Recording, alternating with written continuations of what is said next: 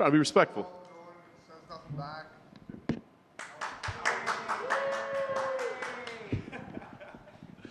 Well, Jared, I mean, this was always a big fight from the moment it got announced, right? But now co-main event, pay-per-view, I mean, big time. I don't know, does this have a special feel about it?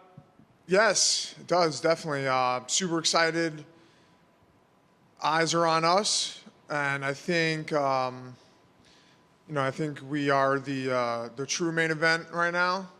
Not to take anything away from the main event, but those guys are really stoic, and I'm not the most charismatic person at times, but Patty sure is, and I think it's going to be a great fight. Super excited, can't wait to get in there. What do you make of that? I mean, obviously, he's a charismatic dude, right? He brings a lot of attention. You kind of blue-collar, grinding in the shadows or whatever. So, I mean, what do you think facing a guy like this, boisterous like this? I think it's great, man. I think he's great for the sport. I like him. I liked him from the start, even before UFC when he was in Cage Warriors. And, to get a chance to get in there with someone like him, I put myself right in this position to be in this moment. Everything that I did, I walked left, I walked right, I lost, I won, and it led me right here. So it's just an opportunity that I have to seize, just like anything else in life, and that's what I'm going to do. Have you felt like a responsibility, I guess, to maybe come out of your shell a little bit or whatever, or to kind of be a little more out there in this role, in this fight? People don't really know me that well, I don't think. If you, hung out with me for a couple hours, you'd be like, this is not who, we think he is. But, I have a responsibility to, set a good example, I think. So, but, I could be fun too. Personality aside, what do you make of Patty as a martial artist? I mean, there seems to be some debate at just how good he really is. Knowing that you've been watching him since his Cage Warriors days, what do you make of him as a martial artist? I think he's dangerous. I think he's unpredictable, and I think that he's got a lot of tricks up his sleeves, and he's a good grappler, and that was his base. But he goes for it standing. He kicks. Flying knees. Big punches. And this is MMA. This isn't boxing. This isn't, kickboxing. There's so many variables that, I'll spar with amateurs, and I'm like, why am I getting my ass kicked right now? So I'm looking at it like, this is the best fighter that I've ever fought, and I'm not looking past him whatsoever. Do you think his grappling stacks up with the guys you've just faced? I mean, you faced a couple high-level grapplers in a row. I mean, listen, he's tricky. He does more dynamic movements, like flying arm bars, flying triangles. He takes the back really well also. Do I think he's necessarily as solid as a grappler as, say, Grant Dawson or Joe Selecki? I don't know. I guess I'll find out Saturday night, but I'm ready for it. And, people, I'm not subbing guys constantly, so people are like, oh, he's just a positional guy. But, I think that my grappling is up there with all those guys. So, fight's a fight, and I just got to be the man that shows up that night.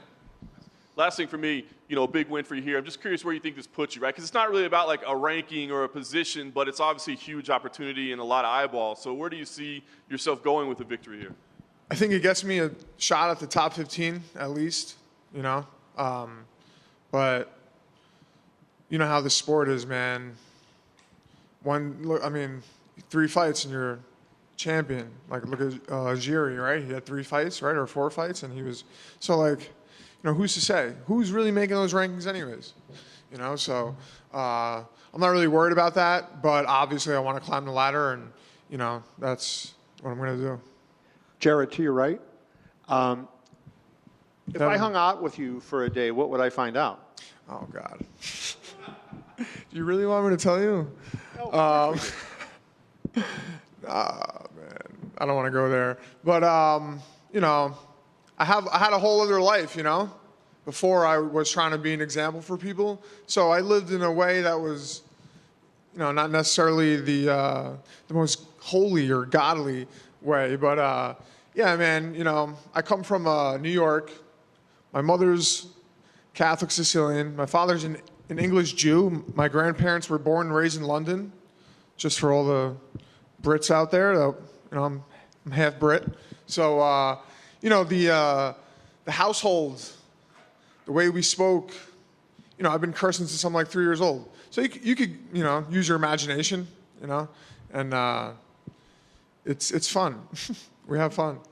I wonder what, he got a lot of attention for that speech he made after the last fight, and I thought of you when he was talking about that because you've done a lot of stuff like that. And have you ever wondered why maybe you haven't taken off the way he did after that? He had that thing and kind of just blew up and gets a co-main event, and, you're kind of still, fighting that battle, right? I wonder a lot of things, but this is, well, I know why, because I'm from America, and he's from Liverpool, and he has a whole city behind him, right? And the Americans like to tear down their athletes, and there's so many of us in the UFC, so who are they going to get behind? You know what I mean? You see guys come from different countries. Look at Conor. The guy had a country behind him. Khabib. He's got Russia behind him. Oh, you're from New York? Go F yourself, And that's like the saying. And, you walk on the street in New York and it's like, hey, fuck you. You're like, yeah, fuck you too. It's just like how we are. So, but as Americans in general, it's like, let's tear our athletes down instead of support them. Oh, I'm sorry, I cut you off. No, I was just saying, New York is bigger than Liverpool. Yeah, but that's a problem in itself. Who's Jared Gordon? How many people are from New York? So, I assume the fact that, he has had so much hype behind him made it more attractive to you when the fight was announced, because now you have a guy that a lot of people are going to tune in to see, and that puts you in the spotlight that way. Do you look at it like that, and that maybe you beat him, you take some of his shine? Yeah, I gotta go in there and do what I gotta do. Like, perfect example, right? Masvidal versus Darren Till. Look what happened to Masvidal. It seemed like they were going towards, all right, this is Till's night, and then Masvidal did what he did.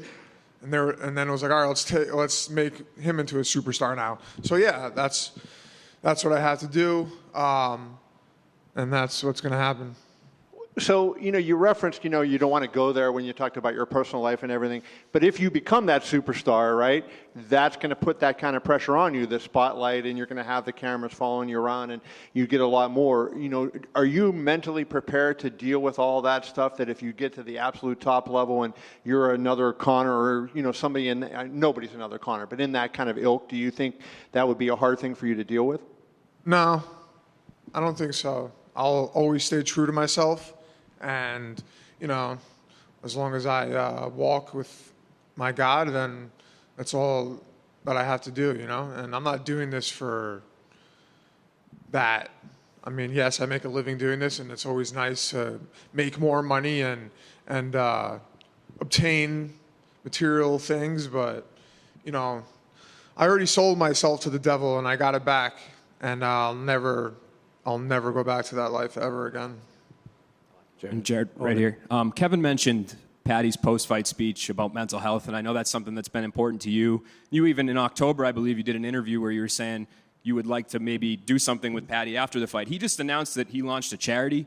I don't know if you saw that, but do you feel like maybe you guys have more in common in that department than meets the eye, and would you like to maybe help him out with that going forward? Yeah, of course. I had said that for that reason. Like, maybe we could do something together. Nothing came of it, but that doesn't mean something can't happen in the future. And, I think that even post or pre-UFC, I remember hearing him on the MMA Hour or whatever he calls his show now, that he was, dealt with mental health issues and stuff like that. And I was like, oh, and that's when I started kind of liking him. But yeah, I think that with the support, that we both have and the people that are around us, that we could do something, and why not, right? And we can entertain people in the process. And do you think you guys both proved maybe, I feel like there was this this thought at one point in time that negativity was the thing that could promote fights and get people talking about your post-fight interview. But do you feel like maybe you guys are just proving that with the messages you're sending?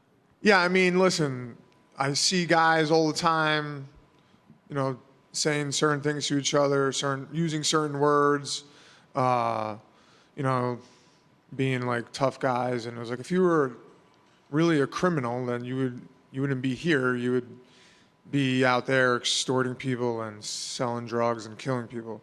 And you know, I hear people call each other certain words, and it's like, where I've been and from where I'm from, those words, you know, those aren't fist fighting words. Those are, I'm going to stab you in your back when you're not watching words, you know. But you could tell certain people haven't been to jail. Even, you know, some of our superstars, they've never been to jail. They've never shared a cell with someone else that they don't know who comes from, you know, a terrible place. So yeah, that whole, you know, the crap talk, I get it. You know, someone says something wrong to me, I'm not just going to roll over, you know. But yeah, I think, you know, this I know I sound like a broken record, but I'm going to try to preach, you know, mental health and addiction stuff. And, you know, that's where I'm at in life now. So no problem. Jared, were you surprised about the backlash that you got when you said that MMA doesn't fulfill you? Oh yeah, dude. Went right over so many heads, you know, and it was like, yeah, I mean, I'll win a fight. Oh, this is my biggest fight, and then I win, and 3 days later, I'm like, well, now what do I do, you know? And I'm like miserable again, you know. Now I'm starting to act out because like I don't know where to put my energy, you know. And that's what used to lead me to like shooting heroin, you know, or like doing something insane. So, like, you know, the only thing that gives me that, you know, for the millionth time that I said this, is God, my wife, my parents, my friends. When I get to spend time with people, help people, that's what gives me lasting fulfillment. No matter what I do, MMA will never make me whole. And I'm going to retire. And what am I going to do when I'm 50 years old? People ask me, oh, what do you do? Oh, I'm an MMA fighter. No, you're not. No, you're not. What are you talking about? So, you know, you just can't put your value into something that's like not gonna last forever, you know. So You're in the back, Jared. As the spotlight continues to grow for you, we know you're able to put an emphasis on your outside of the octagon purposes. Do you feel like with a fight of this magnitude, you've been able to put even more of a spotlight towards the addiction, towards the mental health, and you've had those opportunities? Oh yeah, definitely. My DMs are filled. I can't even. I need people to actually help me go through them. I can't do it myself. And yeah, that's the whole point, right? If LeBron James was talking about mental health, he would get a lot of listeners, right? If Conor McGregor was talking about mental health instead of flexing in the mirror, he would get a lot of listeners, right? But you know, whatever floats your boat. And right now, do you have a direct focus, purpose, which way you want to take your journey as far as helping people? Or could you tell us more about it? Yeah, I mean, right now I do work with a center for treatment, addiction treatment. But, you know, the goal is to open my own.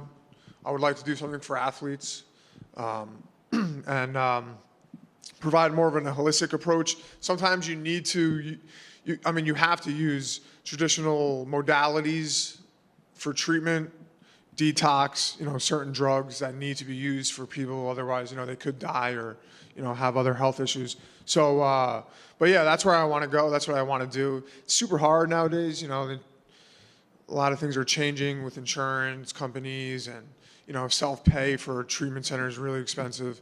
But yeah, that's like something I definitely want to do. And I'm sure other things as well, as far as, you know, I help people for free all the time. And that's like what I've been doing for years. So like, I'm not trying to like, I have to toe the line of, am I doing this for personal gain and money, or am I doing this because I really want to help people? But I speak to certain people and they give me the answers that I need when it comes to stuff like that, and I'll figure it out. Thank you. No problem.